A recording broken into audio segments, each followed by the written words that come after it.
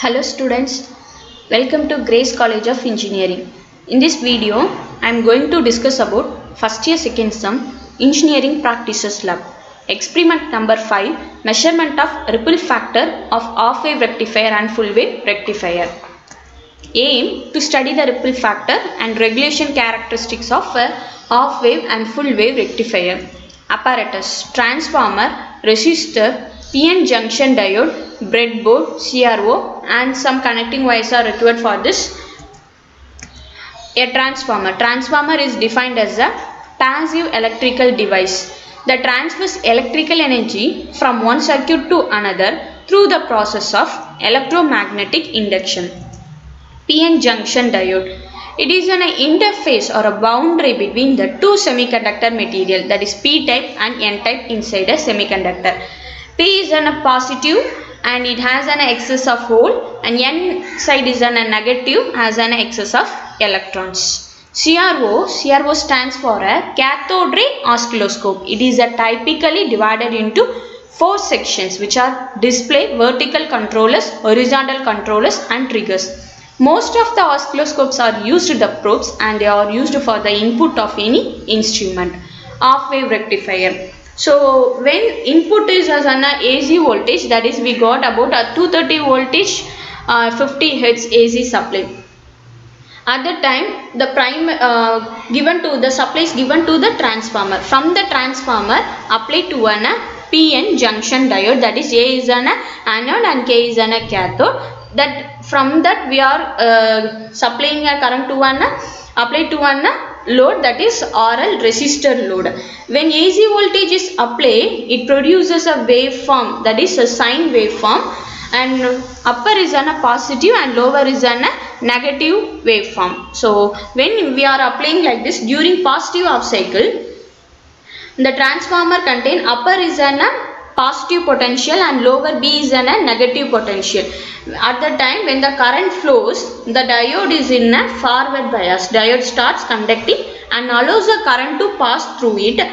So at the time we will produce a voltage at a load side. It has the same shape as that of an input voltage.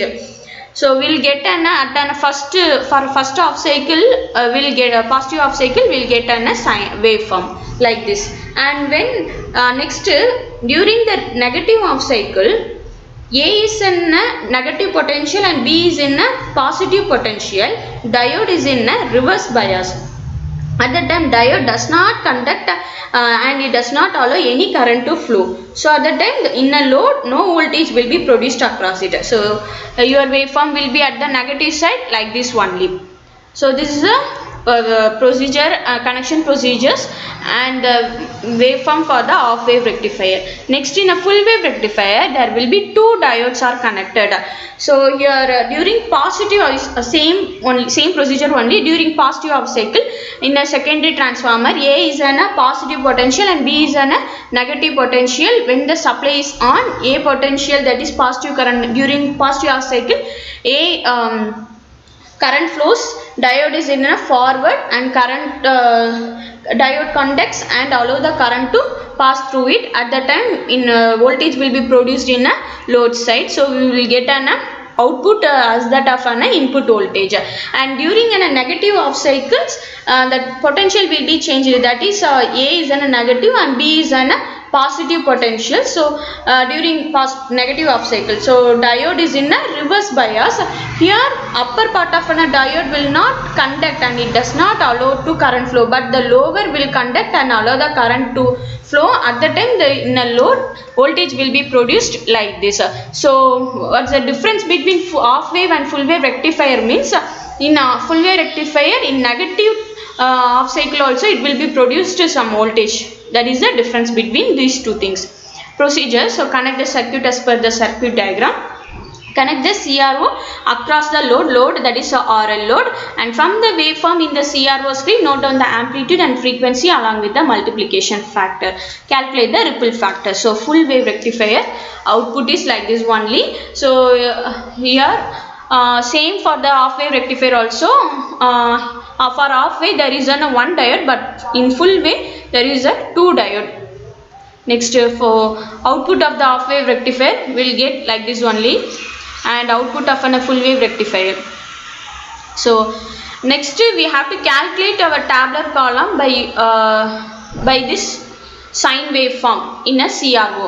How to calculate our voltage means, voltage is calculated, that is number of box covered in vertical into knob in a CRO, that is voltage knob in a CRO. Want to note down that. So by multiplying this number of box covered in a vertical into voltage knob, we will get an amplitude. Next, time is calculated by, that is number of box covered in a horizontal into a time knob in a CRO, that is time. So by this way we are calculating our time and amplitude.